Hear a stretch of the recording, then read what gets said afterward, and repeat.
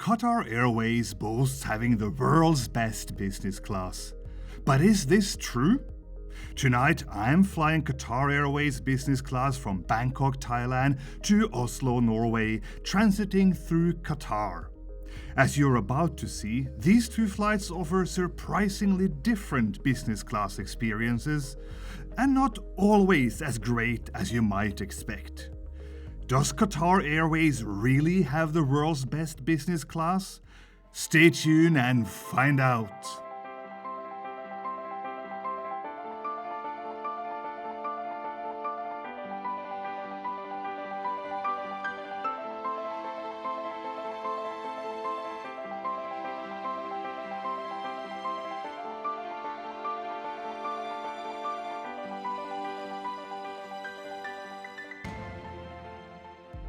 It's a late Saturday evening in Bangkok as I arrive at Suvarnabhumi Airport. My flight today takes me from Bangkok, Thailand to Oslo, Norway, transiting through Doha, Qatar. I have been looking forward to this flight for weeks, and I am going to take you through every aspect of this business class flight, including check-in, lounges, food, service, airplane cabins, seats, and more. So lean back and enjoy the flight.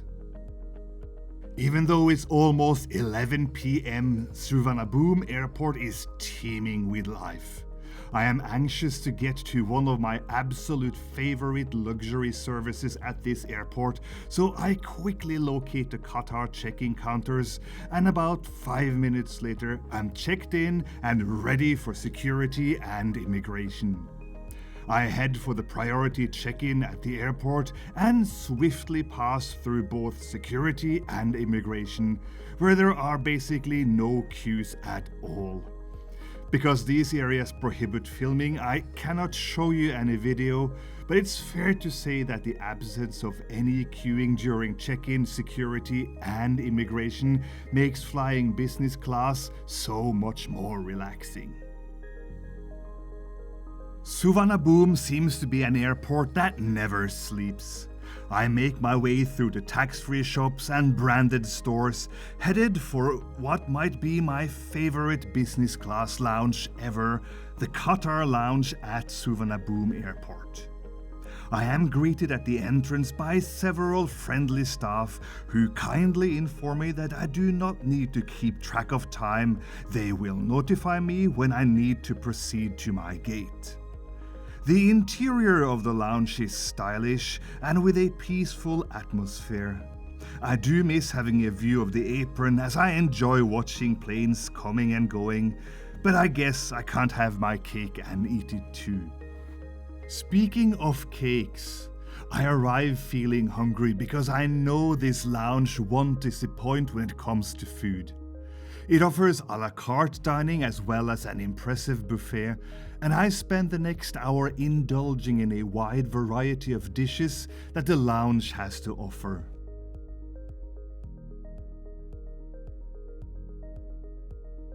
Stuffed, I eventually make my way towards the gate.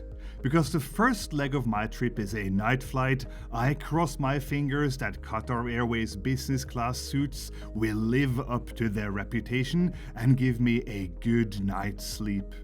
But as we soon will discover, that won't be the case for this flight. I arrive at the gate just as boarding starts. I can walk on board the plane without any queuing. So far this evening, my experience has been great. No queuing anywhere, great food, no delays. I am happy and I am relaxed. Everything is great until I see my seat. Now here's a problem with flying Qatar Airways business class. You never really know what kind of seat you'll get. I am going to go into detail on the various levels of seats and suites I've flown on Qatar Airways business class later in this video. But I can say one thing already, for long-haul flights, this is about as bad as it gets. It is almost 2 a.m. and I am sleepy. All I want right now is for this plane to take off so I can lay down and try to get some sleep. Don't worry, I will take you through all the perks of flying business class, like the welcome, the menu, options for drinks, dining, amenity bag, details of the seats, and so on my second flight of this journey. But for now, flight QR837 departs Bangkok on time, and my journey back to my second home in Oslo is taking flight.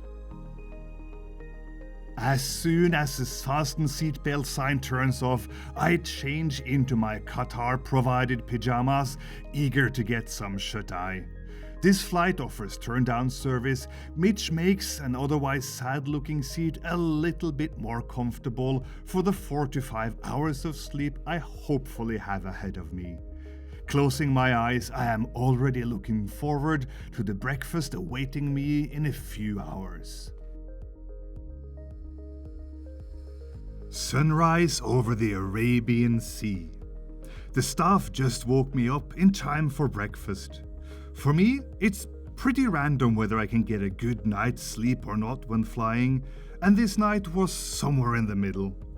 But that doesn't matter right now because it's time for Qatar Airways' most excellent breakfast.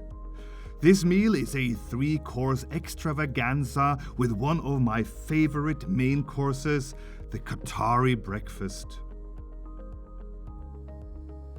I experienced something quite peculiar when I ordered my breakfast. The staff actually came back to me and told me how uncommon it is to see a European guy ordering a Qatari breakfast. To me, this is absurd. Most people on this plane probably ordered the omelette. And most people on this plane have probably eaten omelettes thousands of times before. Why not try something new? Having a Qatari breakfast served to you is a new experience. It's not something you try every day. So screw that omelette, try something new. I think this just goes to show how scared people are of experiencing all the wonders that life has to offer, even when it comes to a small, insignificant thing like a single meal. Sorry for that little breakfast rant. Back to the story. After pleasurably devouring my 3-course breakfast, Hamad International Airport in Doha, Qatar greets me with this magnificent view.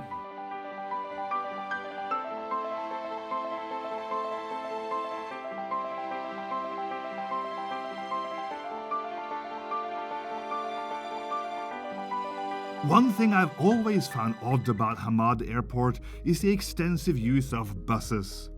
This is the hub of one of the world's most highly rated airlines, and they just extended the airport with a new terminal as part of hosting the Football World Cup.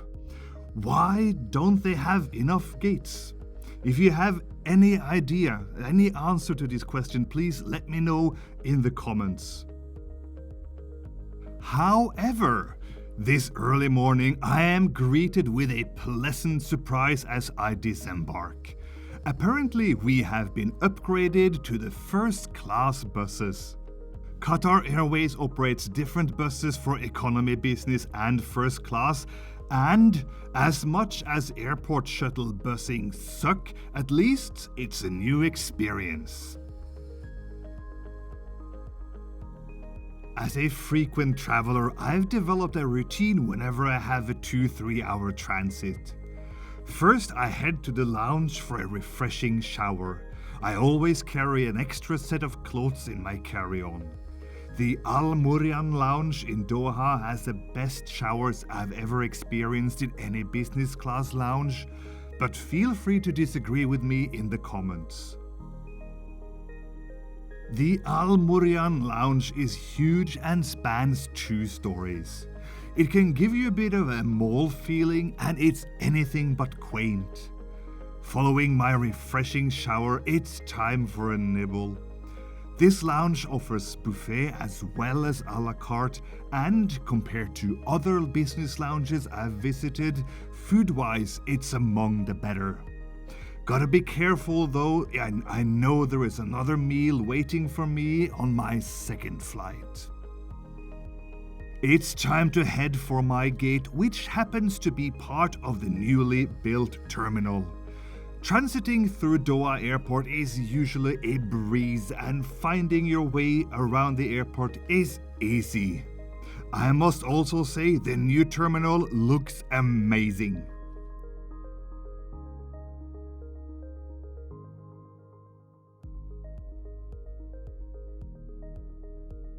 Thankfully, there is no bus ride for this flight, and I arrive almost exactly as boarding begins.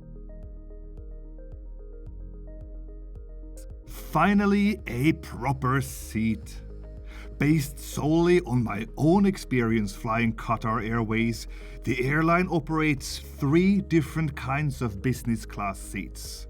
On my first flight, I got the worst kind of seat. On this second flight, I got the mid-tier seat. The best kind of seats are the Q suites. The move up from the seat on my first flight is huge because I now have complete privacy, a door, much more space, and direct aisle access. The move up from the seat on this flight to a Q suite is, in my experience, that the Q suite is a more sophisticated and larger version of this seat. When you book a flight with Qatar Airways, take note of the flight type and use a website like Seat Guru or Seat Maps to make sure you get the best kind of seat. I advise you do this for any airline. All airlines, including Qatar Airways, can change the aircraft type after your ticket is booked and hence change your seat. So keep in mind that you're never really guaranteed a particular seat type until the day you step onto the plane. However, at the time this video was made, Qatar will offer you a free rebooking if you lose your Q suite as a result of aircraft changes. As promised earlier, I will go through the service, seat, amenities, food and drinks in much more detail here than on the first flight. As always on Qatar Airways business class, your choice of welcome drink is either juice, champagne, or their signature lemon mint drink. I have adored this signature drink since my first trip.